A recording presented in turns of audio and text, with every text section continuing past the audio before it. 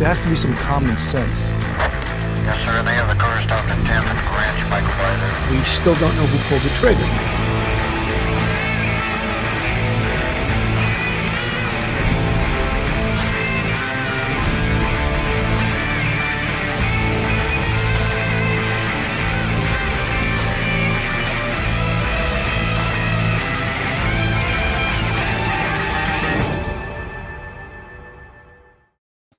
Hello, everyone, and welcome to Police Off the Cuff, Real Crime Stories. I'm your host, retired NYPD Sergeant Bill Cannon, a 27-year veteran of the NYPD. And with me tonight, retired NYPD detective and straight out of Brooklyn, Phil Grimaldi. How you doing tonight, Phil? I'm doing pretty good, Billy. How about you? I'm excited. You know, it's funny. Whenever we have another copper on, you know, we're all coppers, detective. We all speak the same language. This is going to be like being in a gin mill, just telling war stories, you know. But we happen to have a great guest, Ed Conlon, who is actually, I have his book right here. I actually bought this book years ago, you know, and Blue Blood. And, you know, a lot of people mistake that they hear Blue Blood. They're like, oh, the TV show Blue Bloods. He had this title before they did. I don't know how they stole his damn title. They just added an S onto it. You know, ridiculous. And you had a best-selling novel too, right? Yeah, I did the next one. That's a memoir of family history in the police department. My father was a cop for a short time, an FBI agent for a long time. His brother was on for 33 years, and my great-grandfather actually started in 1904. So that's a sort of mix of Wow. You know, my patrol days and detective days with family history and police history.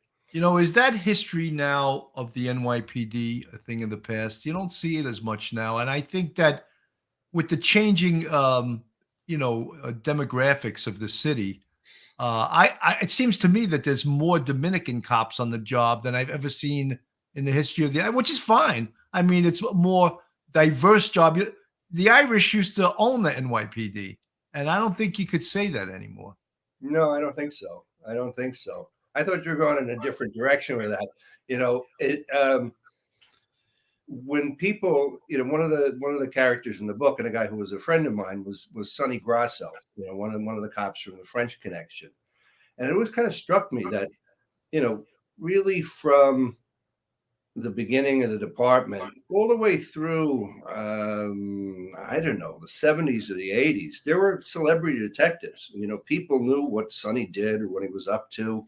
I mean, I think the last one, arguably, who's good famous, is the guy who's in my podcast, Frank Bowles. He was a really, he was on 60 Minutes. He was on Profile in the New York Times. But cops don't get famous for good things. I mean, cops and detectives. Yeah, right.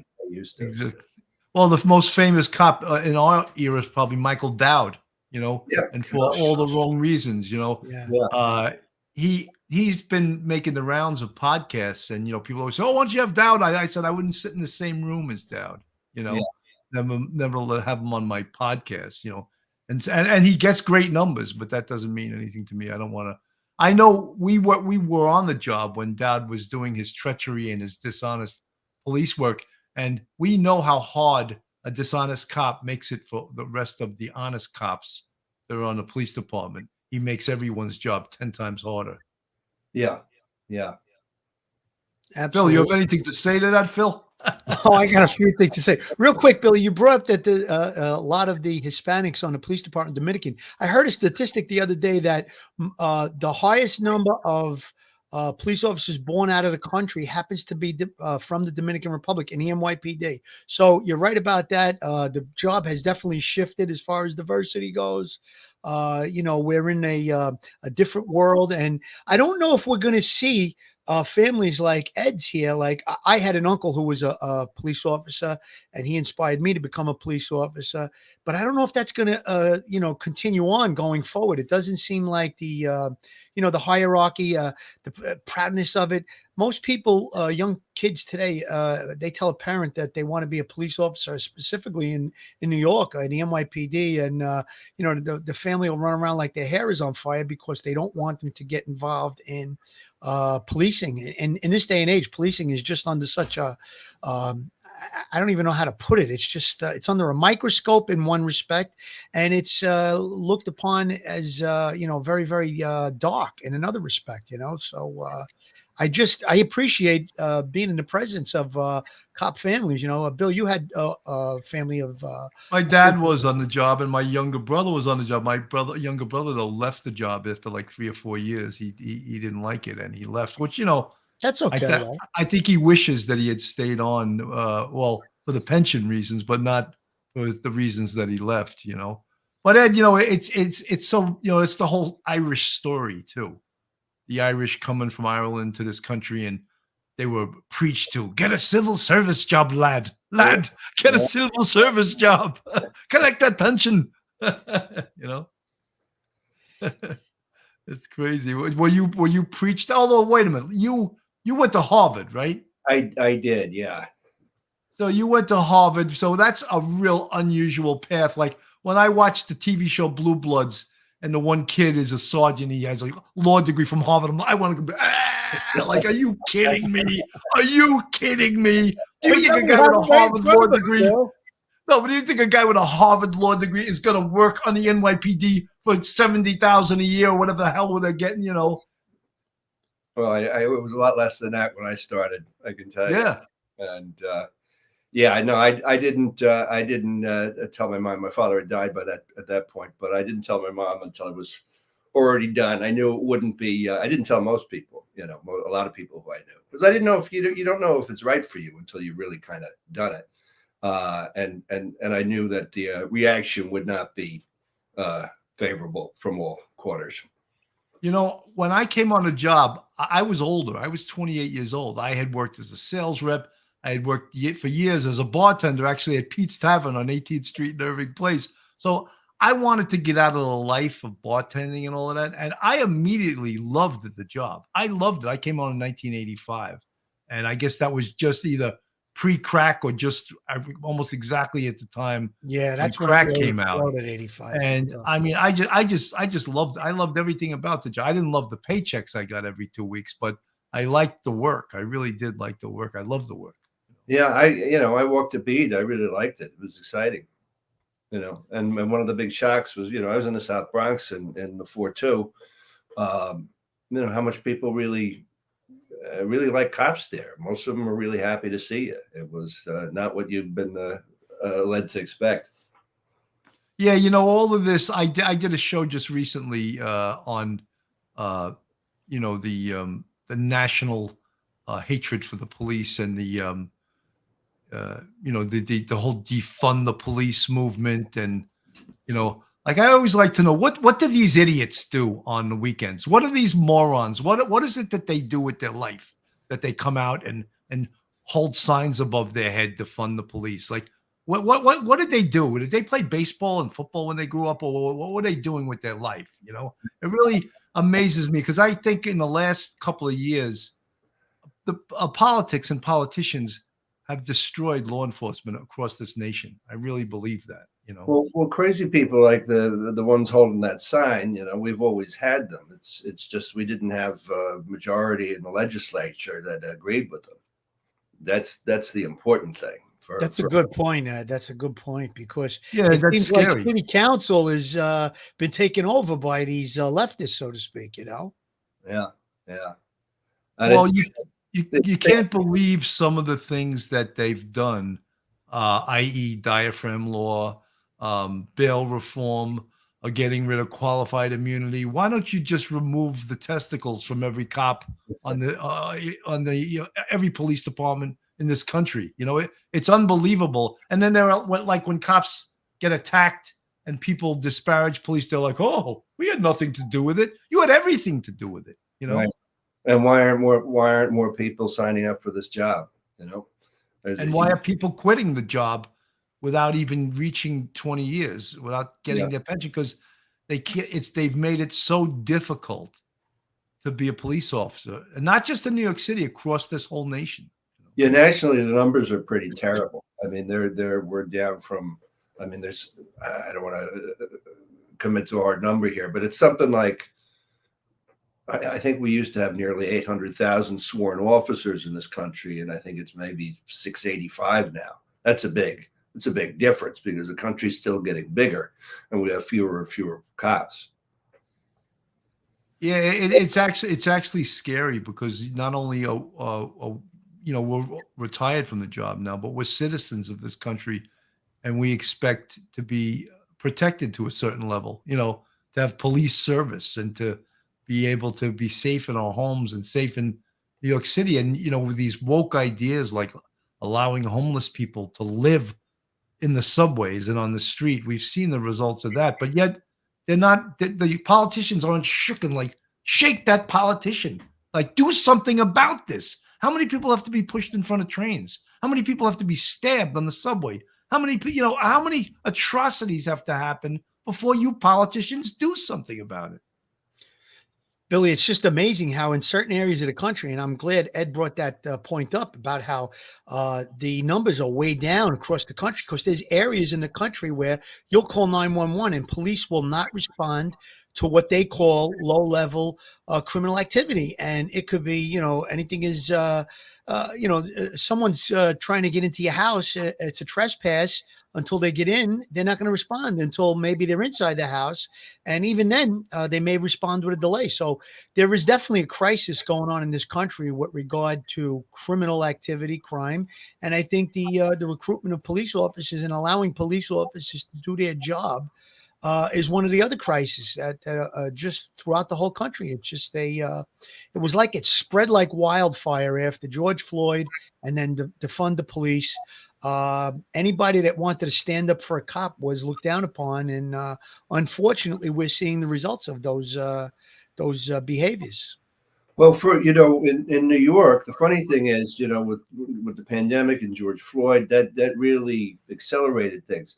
But the legislature passed the criminal justice reforms in 2019, so they were already knocking holes in the boat before it happened. We went up 20% in overall crime from January 1st, 2020 through the end of February. That never happened before.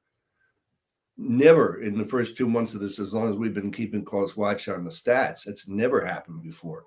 So we were going in the wrong direction pretty fast, even before the other stuff. I mean, in the first round of bail reform, you know what crime a judge couldn't set bail for?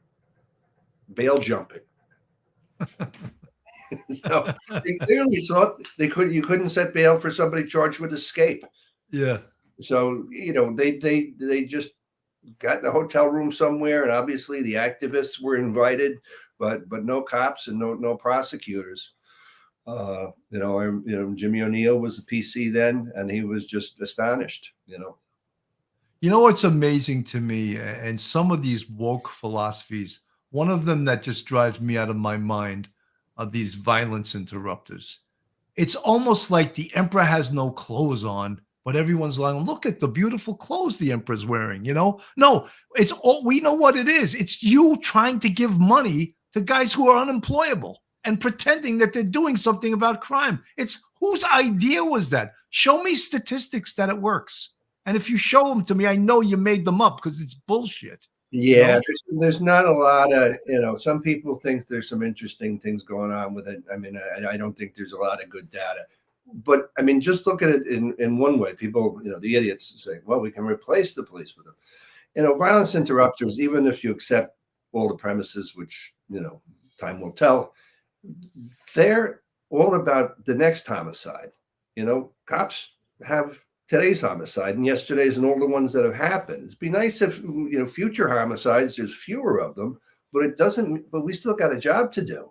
And they're not there to help us, by design. They're not cooperating with us. And, they're different missions. And, ours has to go first because, people are getting killed, people are getting shot. And we got to hold people who account for that. Absolutely. Miss Jean, thank you for the $9.99 super chat. After 36 years, I had to finally arm myself with a CCW. I never thought I would see this day. Yeah, it's here. It's here. And they're trying to take your guns away, too, which is another amazing thing that these geniuses are trying to do. You know, it's like when you see some of these, I mentioned violence interrupters. We mentioned bail reform. We mentioned qualified immunity, getting rid of that. We mentioned the diaphragm law. They can't get any stupider in New York. They cannot get any. I guess they can, but it seems to me, there was a great video of two cops from the 2-5 trying to arrest a guy, and they had him lying on the ground, and you could see they wouldn't put their knee in the guy's back. So he figures, hey, I'm just going to get up and run. He's got a gun on him, by the way. Yeah. So he gets up and runs, and they chase him, and they put over a 13, and they get him back on the ground, and now the cavalry comes, and there's enough people there to hold him down. But he had a gun. That could have ended so much worse than it did.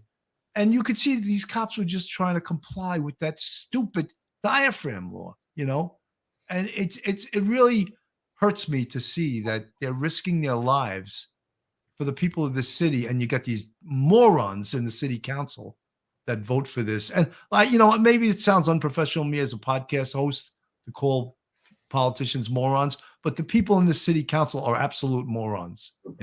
They really are. And I'll take the hit. Don't hold back now, Bill. Don't hold back. Yeah, no, well, they're total morons. I don't want to spend the whole show, because I know Ed didn't come on the show to talk about crime in New York City. Ed, I just want to mention the book. The book is great. I want to also, plug it too. I know it's been out there for years, and I don't want people to confuse it with Blue Bloods, the TV show. It's Blue Blood. It's your personal memoir of the Irish family and the New York City Police Department. But I remember years ago, I was in Marty O's. You remember that bar, right? And you were in the bar, and I was with some other detectives. At the time, I think it was in the 2-3. And the guys were giving you a hard time, like, you're a rookie. Why are you writing a book? And I was like, poor guy. He didn't do anything. And they're busting his balls just because he wrote a book, And they like, you don't have a right to write a book because you only have like 3 years or 4 years or whatever you have. Do you remember that? Do you know Billy Dunn? Yes. I'm good friends with Billy Dunn. I saw him the other night. He went to my high school, so we were at a reunion the other night. And we were telling a story about that, but I don't think I'll go into it on the air. Oh, okay. Yeah, I was the rip sergeant. His life story, and I declined, and he was a little upset about it. Someone wanted you to go write their life story? Very generously offered to allow me to write their life story. Oh, God. How dare you decline? I know. Everyone that's on the job always has a much higher inflated opinion of themselves as a police officer / detective, whatever they want, than other people do. They'll be like, there should be a bust of me in the 2-3 squad, But Billy Dunn happens to be a great guy. I was the rip sergeant there for years, and he was a rookie coming up as a white shield when I had the rip there. And then, but just super anal guy, super smart guy. He's he's one of those guys that, he has the same thing for dinner every night. Let me get chickies, crispy chicken and burn the French fries, He gives instructions over the phone. I love to hear it, He's got 30 years on. I think he's going to age out. So, Yeah, I think he will too, but great guy. So what your new project obviously is, it's a podcast. Yeah, it's a podcast, So, I retired from the 4-4 squad in 2011, and then I came back in 2018. This great job they made up for me. I was kind of like the writer in residence, and so I'd help out with op-eds or speeches or that kind of thing. But I was writing basically magazine pieces that went up on the website. I wrote about Foster and Laurie. I wrote a piece about Herman Bell when he was getting paroled. Some beat cop stuff. And nobody's going to the police website to read, quality nonfiction. They're there for traffic updates and civil service stuff. So I guess it's going on 3 years ago. we decided to try podcasting. Everyone's doing podcasting, as you know. Podcasting is a big thing, and so I did this story on Baby Hope. I didn't know how to write this stuff. But I originally wanted to do Eitan Pates because one of my old partners got the confession in that case. It's really probably the most important homicide of the 20th century. That changed. Oh, just tell everyone, because not everyone that listens to our show is from the New York City area. Okay, well, Eitan Pates, tell them who he was. Eitan Pates was a 6-year-old boy who lived in Soho, Manhattan, and on the last day of school, his mother finally pestered. She finally let him walk, a block and a half to the bus stop, and he was never seen again. And that kid was the first kid whose face was on a milk carton. And from 1979 till about, I think it was 2012, they made the collar. It was an epic marathon case. Because this one guy who was a pedophile who had a connection to the family, he knew the babysitter, was almost playing with investigators, saying, oh, I think I saw that kid in Washington Square Park, and we hung out for a while, but then I got it. So, as if the 6-year-old kid on his first day walking to the bus would go hang out in the park. Right. He was such a bad guy that he was a very compelling subject, and they just didn't get close enough. And then over, the actual perp, Pedro Hernandez, I think his name is, had, told different people in his family, and had some kind of born again phases in his life. He would talk about it. He'd mention, I don't know what kind of specificity he went into, whether he said, I killed that kid, that famous kid, or I hurt a kid, or whatever. But I like the story also because there was a wrong turn in the investigation that really broke the case up. So everybody thought it was this Ramos guy who was the pedophile, who was in jail and for molesting other kids in Pennsylvania. And then there was a theory about some super on the block had recently, somebody said, right after that happened, he put in a new concrete basement. I said, okay, so the FBI dug up the basement. Nothing was there, but that put the case back in the news for a week.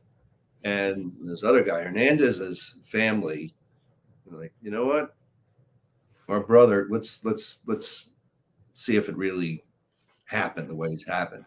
And then Jose Morales, one of my old partners, and a couple of other guys, they went out and they got, a confession. And most people, the DA's office, I think, was initially resistant because all you had was a confession. You still didn't have the body.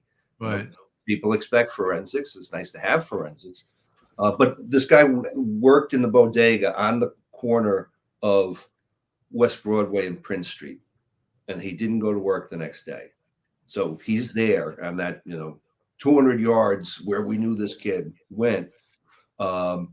And it was just amazing how it was put together. And again, like I said, it's probably the most, you can talk about Emmett Till and different other civil rights cases, which were important. But this changed childhood and parenting in America. But the case was still being appealed at that time. And, you just don't want to get close to anything that took so much work to put together. Oh, by the way, there were, so there, the Manhattan DA was initially resistant, I think, but they were sold when they looked at confession. Anybody who listens to that confession video, I remember talking to 2 different Manhattan DAs at the time, and one said, "This is a loser of a case. The guy's half crazy. He, did drugs, did that, and they just, it's just not enough." And the other one said, "I saw it. He did it." And people who saw it had the same reaction, certainly in the office. And then there were 2 trials, 11-1 for conviction in the first one, and those jury members were so invested in it, they came back to the second trial, and he was convicted the second time around. So it's a thriller. It's important. It's just, You know, Ed, some of the things that people that aren't in policing and people that even just follow true crime stuff is that they don't understand, nor does the whole jury pool understand, is some of the people that we deal with, they're nuts. And Yeah. but yet they're not so nuts that they don't know what they're doing, you know. And that's we have to be able to speak to these people. yeah, And I'm sure that the guy who killed Eitan Pates was half a nut too. But guess what? Half a nuts commit crimes and heinous crimes. And detectives have to be able to navigate that horrible pool of humanity and get confessions. And that's what NYPD detectives are so skilled at. yeah. So that's a lot of background on the story I didn't write. But so the story I did write was Baby Hope, which is another great case, another complicated case. Body of a 4-year-old girl found in a cooler on the side of the West Side Highway in 1990. And that was 22 years before it broke. It's a cool story. Joe Resnick followed it from when he was squad commander in the 3-4 right until whatever his rank was in 2012. I think he was Deputy commissioner. No, well, I think in 2012 he was probably a 2-star chief, and then yeah, but he eventually wound up as the commissioner of internal affairs, a civilian rank. when he aged out. Yeah, but he took the case file with him from every command there, and it's we were lucky he had original 3-4 guys. A guy named Jerry Giorgio. Jerry Giorgio, yeah, there was a lot. I told you about famous detectives. Jerry Giorgio was that. There weren't a lot of people like that, but he also stayed with the case through his career and stayed with it. When he only did whatever 40 years in the police department, and did another 15 with the Manhattan DAs. Right. And even though Jerry wasn't alive, he had done enough TV that you could have his voice and fit him in the story. But it was just a great way to. It's a really good way of telling stories when you have people, who were there, who were involved, whether detectives. I mean, the guy I found that I had the construction worker who found the body, who was still ripped up by it. It's like it happened yesterday, and so like if somebody, we might get, I think the most we had for one of my pieces on the website was like 10,000. Downloads, and we got I think close to 500,000 for people who listen to that story. Yeah. So it's just and police trying to tell police stories for the public. Ed, one of the things that we found out from doing this podcast is we don't get a huge support from cops. Our biggest audience are women between the ages of 45 and 65. That's our biggest audience, and I can look at the analytics on YouTube. So I always get pissed at cops. Like, why don't you guys subscribe? It doesn't cost anything. It's free, but they're just lazy. They may be listening, but they don't. They watch, but they don't give us the thumbs up or subscribe. Because I run into so many guys like, oh, I saw you on the podcast, blah, blah, blah. But I'm like, did you subscribe? Did you give us the thumbs up? And they're like, oh, I'm gonna, Yeah. Short arms and deep pockets, but this doesn't cost them anything. So all they have to do is subscribe. Well, I mean, true crime. I mean, this is broadly speaking, true crime stuff, and that's a very female audience. Yes, yeah, absolutely. I want to get to what you're doing right now, and podcast, I have the trailer. I'm going to play the trailer. Do you want to say something before I play the trailer? No, just play it. I'll talk after. Okay. Have me, please. Please, let him go. And all the other hostages at home. In 1973, the New York City Police Department created a hostage negotiation team. Confirmed a hostage incident at 405 East 105 Street, apartment 5H. You copy? Hello 173, 10-4, on the way. It was the first of its kind in the world. We don't want to teach you to be a John Wayne. We want to teach you to be a devout coward. All human behavior is purposeful, and all human behavior is understandable. Hands of friendship. No, what are these hands here, right? These are hands of friendship. Their motto is, talk to me. I'd like to think I was a better listener than a talker.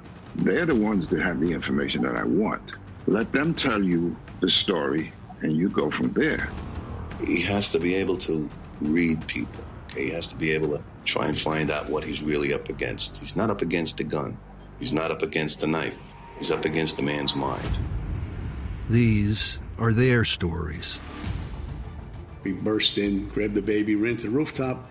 He's going to throw the baby, and he's going to jump. I was completely broke, man. I walked in here with 2 cents in my pocket. When I get broke, I do crazy things. We gotta make sure that everybody knows what's going on so that nobody gets hurt. You understand? When it gets dark, I'm going to start shooting. But I'm going to make sure that everyone I leave on here is going to be dead. Do you understand that? We don't put an end on it as long as it takes to bring them out safely. That's the main thing, so that nobody gets hurt. When you're defusing a human bomb, it's the same as when you're taking apart a real bomb. If you skip a step, you're going to get caught. It's going to blow up right in your face. I'm Edward Conlon, a director of communications at the NYPD.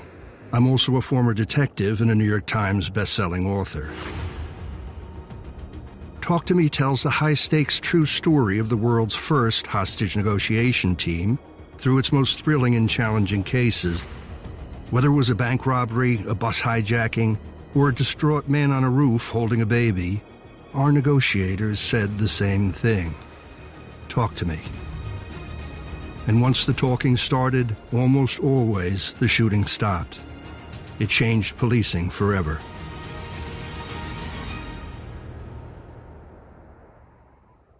Wow. Yeah. That's Very the suspenseful. Please, somebody help me, please. Flanagan. Yeah, so this is a story I've always loved. I mean, I made my living as a writer, kind of a living as a writer, before I went in the academy. And the last story I did was on hostage negotiations. So, John Miller was DCPI, the new DCPI, and he'd been friends with Frank Bowles, who was the first commanding officer of the team, since the 70s. So this was an easy yes for him. And the only problem was, you got to wait for a good job to come up, and really good, extended, complicated hostage jobs. They're, every couple of months, they might have 2 in a week. But I wound up writing that story. I really got interested in it. And, I decided to give it a try as a podcast. And the story, nobody had a hostage negotiation team. No department anywhere had a systematic approach or idea how to do this.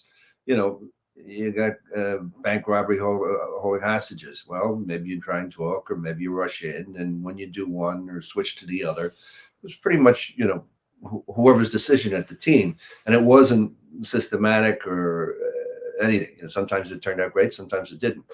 But in the early 70s, there were 3 big incidents, really 2, that made a chief of ours named Simon Eisdorfer, who was the chief of special operations, decided we really had to come up with something.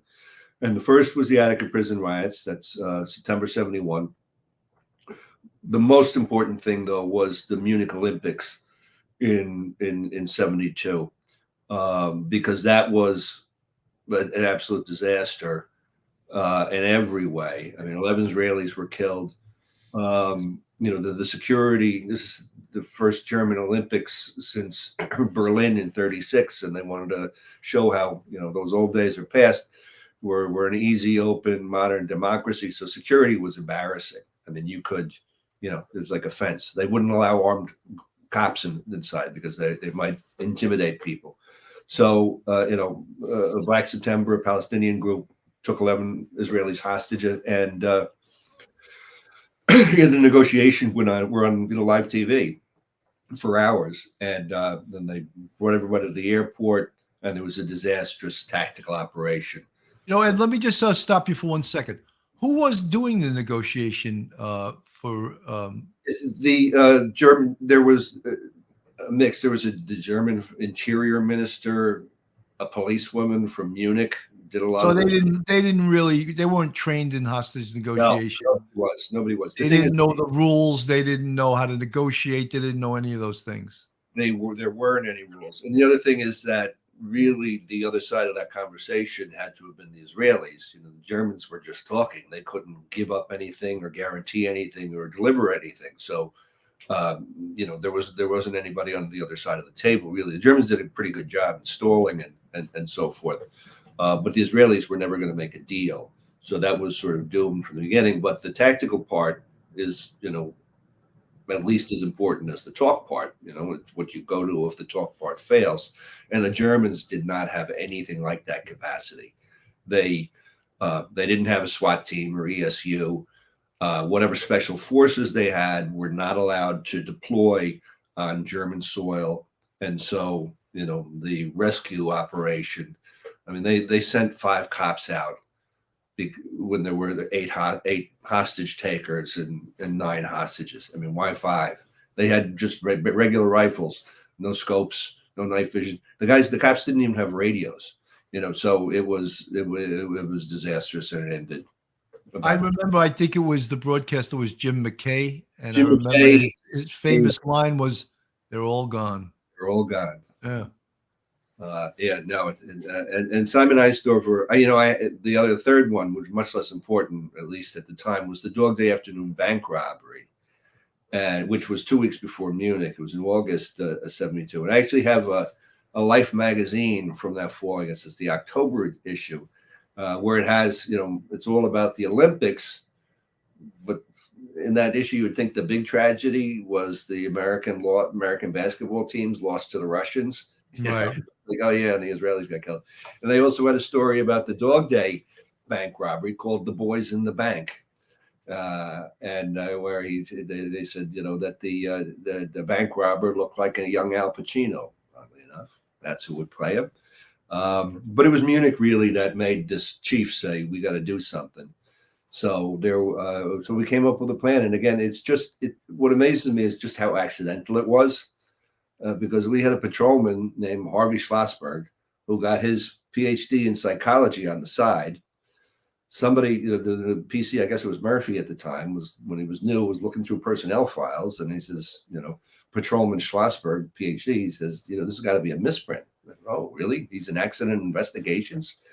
They said, congratulations, you're the new department Yeah, psychologist. leave it to the police department to use your talents effectively, right? A guy with a PhD is working like accident investigation. Well, he didn't. He had a separate job. It's like he was happy doing that on his police job, but the police should use him for his talents, right? Yeah. And so I said, Harvey, come up with something. And there wasn't anything in they could find. So we just came up with some basic concepts, which is, you contain the situation, you delay. That's the big insight. Time generally is on our side. The more time goes on, the less volatile it becomes. And, and you try and talk and try and listen. And, he didn't know how well it would work. He figured it was better than, winging it, which is what everybody had done before then. And the second big accidental part was, who's going to run it? Frank Bowles was one lieutenant in the detective bureau, but the training. You see, the guy who was supposed to do the training, because we had a training program before we had a team. Basically, it was the fall of '72. A lot of our bosses really don't know what ESU can do. They don't know the difference between hot gas and cold gas. They don't know what aviation capacity. They don't know what all the toys do and so forth. Right. It was really more geared on the tactical side. Let's show them what we can do and how it can be done. And the small part was a lecture on Harvey giving a lecture on the psychology of this stuff. And Frank, Frank also kind of ran the show. But Frank only got there, and Frank became the leader of the team for the next 9 years. Hundreds of jobs. Saved, I think, almost 800 hostages. He was, the amazingly perfect guy for this job. He's just a really nice guy. He's a great talker. He's easygoing.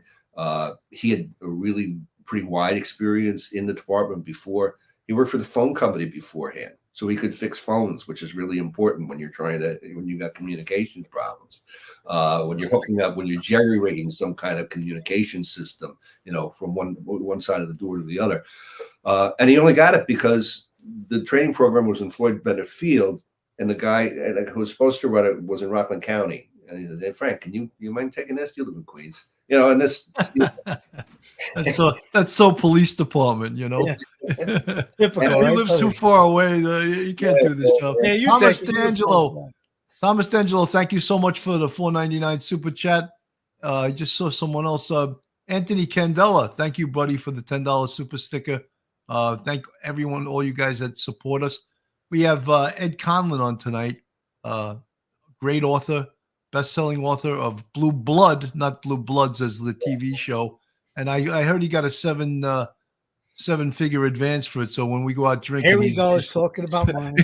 He's paying the bar tab. No, I'm just kidding. We can't go back to parties, unfortunately. That's long gone. Yeah, there's no much right. That place is long gone. One of the things that I was never a hostage negotiator, but as cops, we all learn how to de-escalate situations. And if you don't, you'll never be a good cop. That is part of being a good cop, is to learn how, with your voice, to de-escalate a situation, and that's part of hostage negotiation, I'm sure. And as well as it is to, take as much time as you need to defuse the situation. But one of the things I find the most interesting, and I was never a hostage negotiator, is the steadfast rules that you can't violate as a hostage negotiator. And as I listened to your first episode, which of course was the hostage situation at Attica State Prison, which was another disaster. And some of the steadfast rules, and what like you talk about it, and it a hell of a lot more than I do. But it's interesting, they kept wanting to bring Nelson Rockefeller to Attica, and that is a rule. No, you don't bring the head guy there, because then you have no one to run the stuff up to. Yeah. And like I said, you don't want to tell people no, not F you, no. I mean, you're going to tell people no, but it shouldn't be confrontational. It shouldn't be personal. A lot of times you say, let me see if we can do that. Now my boss is on, he's a dick. I wish I could, let me do that. It helps form a bond between you and the subject, and it deflects responsibility from the saying no, which has to be said a lot of times. But it was with Rockefeller. What they needed, as I said in the podcast, they did not need Rockefeller there. They needed time, which only Rockefeller could have given them. But there's not a lot of really strict rules. You don't exchange hostages. You don't say, "Oh, I'll come in, just let somebody." Right. Which one guy did before we had a program. Richard Condon, who was a detective, became he was police commissioner in the early '80s, just for like a pretty short time. Then he went on to I think school. He was first dep for a while. He was Yeah. Then he went to the head of the Board of Education investigations. Yeah. Well, he was a detective in the early '70s, and there was something in federal court. This kind of penny ante bankruptcy guy. Had a judgment of like $250 go against him. He went in there with a gun and grabbed a cleaning lady and held her hostage. So again, this is before we had the rules. ESU guy grabs a set of black robes, puts them on, and introduces himself as a judge, and then he says, "Yeah, we got Attorney Condon here, who's with the Civil Liberties Union, whatever." So he's happy to talk to you if you get rid of the cleaning lady. And Condon pulled a gun out of his sock and shot the guy. So we don't pretend. We don't kind of do that kind of. Even though it worked, we don't do that stuff anymore. We don't pretend to be priests or anything like that. And you don't give weapons. You don't give drugs. You might give somebody a drink. And in fact, I think they gave a lot more drinks in the '70s when this started. than they do now. But one early job, you got Frank Bowles, the commanding officer, it's a domestic thing. He and the other guy are rolling a bottle of vodka back and forth, in a basement, doing shots and making friends. But beyond that, those are the real hard and fast ones. We're using intermediaries. That's something that there's a lot of trial and error. Every person, every cop's instinct is like, okay, this guy's going nuts. Oh, let's find his mom. Let's find his best friend. Let's find his whatever. They can talk to him. Well, you don't know that. You might have a big problem with mom or his wife or best friend, and it can make the situation a lot more volatile. They use intermediaries sometimes. You really try and vet them closely, but if you're gonna get to that point, it's usually a sign that the situation isn't going well. Right. And I got a question for you about Dog Day Afternoon. It seemed like the way it played out, I was about 12, 13 years old or whatever it was, 10, 11, whatever. I was actually there. I was across the street, but it seems like they kind of followed the pattern that was developed after Dog Day Afternoon went down, because they did the negotiation, give us a hostage. They brought them food and stuff. The one thing I didn't agree with, obviously, was taking them off to the airport, I guess, but it went down. It wound up working out. That was a part of the original plan, the training. Phase 1, you're at the scene. Phase 2, you move. Phase 3, you set up again with ESU, containing the situation, in or out of perimeter, negotiators, all that stuff. That's what happened in Munich. You did have to move locations. That's what happened in Dog Day. We don't do it anymore. It really didn't happen very often. And there was a situation which I couldn't find, but there was one situation right before then where it did work. They didn't know how many hostages there were. They didn't know how many perps. They didn't know who was hurt. When they agreed to go from one place to another, they got a lot of intel and they could see what they were dealing with. Mostly it's a bad idea. But Dog Day is a great movie.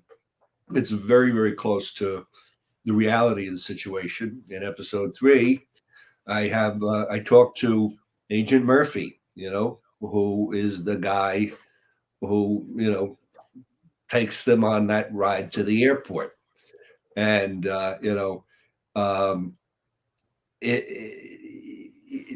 afterwards he said, yeah, we would never move like we did before. We switched. PD started. It was a handover to the FBI about halfway through. So that's dumb. If you're not, you just don't switch. If you can switch negotiators, if there's a problem between the two of them. But it's really, that's was not a bad job. I mean, one bad guy got killed. It's a really weird job, so I don't even know what they, what they could make sense of it. It became really important though when it became a movie, because so the job was August 72, the movie was September, October 75. It seemed like everybody who took hostages after that saw the movie. Yeah. And every hostage negotiator had to spend a lot of time convincing the guy, no, it's not going to end like it did in Dog Day. Yeah. We've done it a lot, and nobody has to die in the end. So it also like, the hero was not the cop or the negotiator. The hero was, Al Pacino, the bad guy. Someone in the chat wants to know if any of us were around for the French Connection. Yeah, and yes, and Teddy Roosevelt was the police commissioner. I think the French Connection was in the 70s, right? No, the movie was in the 70s. The case was 60, 61. Oh, okay, so early 60s. Yeah, there's your answer. I was born in 60, by the way. Yeah, so I was born in 56, so I was 4. So, and I got a quick question about the hostage negotiation, the whole way that it goes down. Now, what is suicide? Let's say a person is threatening to jump off a bridge or a building or something like that. Would you deploy the same tactics? Would you say? I think you would probably say to the same script. What do you think? Yeah, I don't think there's any variation in how you connect with someone. You're just trying to slow them down. And the psychology isn't. It's I have maybe more than I should have of Harvey Schlossberg's psychology lectures, and you know, it's like you're dealing with frustration, you're dealing with conflict, you're dealing with anxiety. You know, when people think, the weird thing is that people think they're solving a problem when they're taking a hostage. They don't know, you know, it's like, oh, I'm stuck. This will get me out. No, you're making it much, much worse. You know, but they think they're solving a problem, and then they think they can't do anything else aside from, you know, shoot or themselves or somebody else. But when you lower the anxiety and calm things down, you say, no, there is another way to go here. Yeah, you know, you robbed the bank, but you didn't kill anybody or whatever. You can get them many times, you know, unless people are absolutely, you know, psychotic or, you know, politically, you know, very, very, you know, suicide bombers or whatever. You're going to be able to reach a lot of people, you know. Absolutely. But so suicides and so when you're suicidal versus homicidal, the approach is the same in Harvey's original view of things. I don't know if it's changed since then. I'm going to put this on the screen and play a little bit of this. Welcome to Talk to Me, a podcast series about the high-stakes real cases, big and small, of the NYPD's hostage negotiation team, which was the first of its kind in the world. Their motto was, "Talk to me," and their groundbreaking work changed policing forever. You might remember some of the stories we're about to tell you from the news. If not, you'll quickly see why they made headlines. I'm Edward Conlon. I wrote this series. All right, here we go. We don't. Well, I want to just tease people. That's episode number 1, which you talk a lot about the Attica riots. John Miller, who was a first deputy commissioner of intelligence, I think it was, right? Well, he started as DCPI, then he left, and then he came back, and he was intel and counterterrorism, which were 2 jobs that he put together. And then for the last year, he was also DCPI again. So he and we all know him as one of the stars of 2020 with Barbara Walters a lot of years ago. In fact, he was famous for interviewing John Gotti and, of course, Osama bin Laden.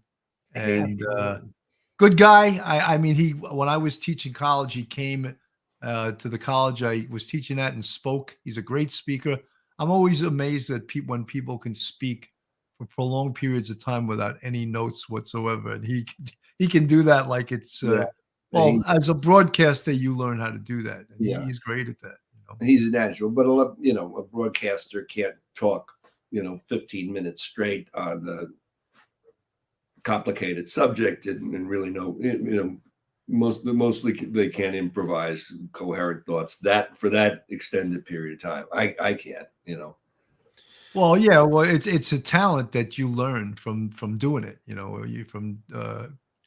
well, you see when they go live on the air and they have no script and they just gotta keep talking. It's not so easy to do. They always got the earpiece anyway, and you can keep things flowing, but he just knows what he's doing. He's a natural, John Miller. I met him one time at the scene of a homicide when a gangster was killed, Nicky Black, and briefly met him, but I always liked him. Like you said, Bill, how many guys got John Gotti to open up and even say hello to them, and then he interviewed Osama bin Laden, in a cave in Afghanistan. That's just a tremendous accomplishment. And you could see he's a decent guy. He's a good guy and obviously a great speaker. Well, he kind of jumped Gotti, in the street, and he got mad. Why are you doing this? And he says, come on, I got a job for you. You talk. Yeah. Why don't we work out something? And they did all these nice walk and talk interviews. But, even that. Sammy the Bull gave him the death stare, though. I remember that. It's funny. Years ago, I went with another couple and my wife. I don't know if I was married at the time. There's a restaurant on Barrow Street in the West Village called One If by Land, Two If by Sea. It's a famous restaurant, famous for beef Wellington. Ambiance, unbelievable place to go. And as we were leaving, I forget what year this was. It was probably like 1988 or 89. And as we're leaving, at the main table where it wanted to be seen was Gotti, and it was Gumara night, So there was him and 3 guys, and they were all out with their Gumas, and my friend was like, why don't you take a picture? When I go, I'm a cop. You know, what do you even take a picture? That's not going to do good for my career. Take a picture with Gotti, you know. But I just thought I'd tell that story. That wouldn't fly too good. But Beef Yeah. Wellington, I like that. That's one of my favorites. Yeah, well, I've never been there. I got to try it. Have you been to that restaurant? No, I remember hearing about it. Me too. I've never been, but I heard a lot about it. I remember Eddie Hartnett years ago was getting engaged, and he was the XO of the 2-4 when I was there, and he was like, he goes, I'm going to engage you. You have any suggestions for restaurants? And I recommended that restaurant to him. I don't know if he went or not, but he mentioned it to me years later. Oh yeah, I went. He said he went there. I don't know if he was just trying to appease me, but folks, this is Police Off the Cuff, real crime stories. If you're not subscribed, go on our YouTube, hit that subscribe button, give us a thumbs up, ring that bell. And if you want to support us, we have a Patreon with 3 different levels, and you can support us that way. We also have a YouTube channel memberships with 5 different levels, and you can support us. You see the folks in the chat with the green font. They're part of our YouTube family, and we appreciate them very much. And we also have Joe Murray, who is a big contributor to us. And this is Phil, you want to read this? Joe Murray, attorney at law. Have you found yourself in a jam? Are you in need of legal counsel in the New York area? Do you need a victim's advocate? Well, Joe Murray is your man. He's not only an experienced trial attorney, he's also a retired 15-year member of the NYPD. He literally knows both sides of the fence. His website is jmurray-law.com. His telephone number is 646-838-1702, or you can email Joe at joe@jmurray-law.com. Good job, Phil. You know, Ed, I wanted to say, like, a lot of people get spoiled with the whole YouTube thing. And like, because all of our podcasts are both audio and visual. And I love listening to your podcast. It's like the old days of radio, you know. But people these days are so spoiled, though. Where's the pictures? Yeah. A couple of people in the chat were like, where's the pictures? You know, I said that earlier today, too, after listening to it. Well, that's, it just worked. It worked for me. It worked for this podcast, especially. I mean, I like, I'd rather read a script. I'm, not a natural interviewer. I'm not John Miller. So there'd be a lot of that if it was just a recorded interview. Sure. And with Frank Bowles, the great man is 92 years old. Wow. He is a phenomenal storyteller. He's been, as you can imagine, as a negotiator, he's a great talker, but he's beyond that. He's like an MC type. I mean, he's MC, Storyman Association and detective things and so forth. He's given 1,000 speeches and he's given a 1,000 press conferences too. And he always wants to mention like everybody who's there. And it's like, let's not forget Danny St. John. Yeah. And he doesn't remember the third guy anymore. So he gets frustrated. Now I don't need the third guy. I'm not doing an after dinner speech. I don't want to thank anybody. I want to tell the story. But since it's just audio, it doesn't matter. If it was video and a picture, you'd have to cut and be choppy and so forth. Audio was just pure audio was the great way to go with this. Yeah. No, it's still very interesting to hear this. And, cops are great most cops are great storytellers. We all practice the war stories in the bar over a few Coronas or whatever your drink of choice is. And as the Coronas flow, so do the size of the stories, right? don't the Irish call that the blarney? Right? Crack, too. When I tell a story, That's I right. always feel like for me, if it's something that I did, I'm just replaying it in my head and telling it. And there's definitely an art to telling the stories, though. A lot of people are good storytellers, and some maybe not so good. But if you're telling a story that you've been through, or if you did enough research on it to retell that story, I think is pretty effortless. Yeah. Well, when people are telling it as opposed to writing it, it's just a different. I remember Sonny Grosso busting my balls once saying, "You did what? You get how much money to what did you do? I got the French Connection case. I was like, no, I have a completely ordinary, good cop career. I have a South Bronx detective. I just know how to write. I know how to. That's the only difference between me and thousands of other cops. I can put it. So many people who are legendary cops who would have you spellbound for hours on a bar. To write a book and it's like reading a bunch of DD5s. It's just right. Doesn't boring translate. But I can write, and that's why that's a nice so when you think about the story of the French Connection, it was no better story than a million other stories you've heard. In fact, when you think of 110 pounds of heroin, you're like, shit, guys are making that in car stops in the 4-4. You know what I mean? It's actually, it actually, to me, it is, I think, pretty amazing because it was just, Eddie Egan and Sonny, were, kind of, I don't know, for like 36 hours, on something. And I think it was Roger Maris had some big game, and then they're just kind of pumped up, and they decided to go to the Copacabana. And Sonny's always trying to say, listen, Eddie, can we go home? And Eddie notices a bunch of wise guys in the corner, and the kind of big shots are kowtowing to this guy who he doesn't know. And Eddie just reads this in the room. He's like, what the hell is going on here? He says, we're following this guy.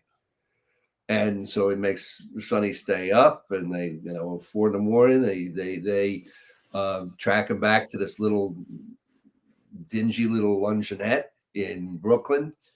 And I'm like, who is this guy? He's a nobody. Why are all the big shots kissing his ass? And they set up a wiretap. But ultimately, they find out he's the nephew of Angelo Tuminaro, who was a major heroin guy.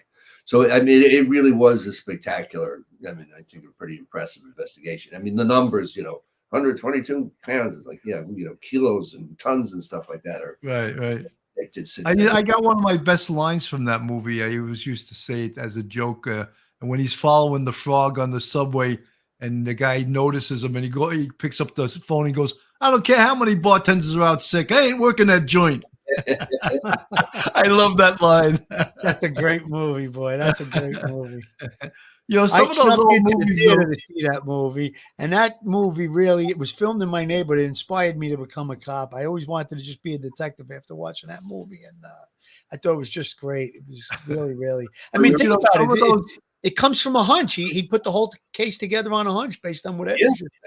Out of nothing. That's pretty amazing. Yeah, but some of those old movies, though, when you watch them now, they're so dated. Like if you watch Serpico, it's absolutely laughable. It's just so dated, it just doesn't make all that much sense, You move, I'll put one in you. Yeah. And it's also like, the cool hippie cop versus, the old, Joe Lunchbox. Right.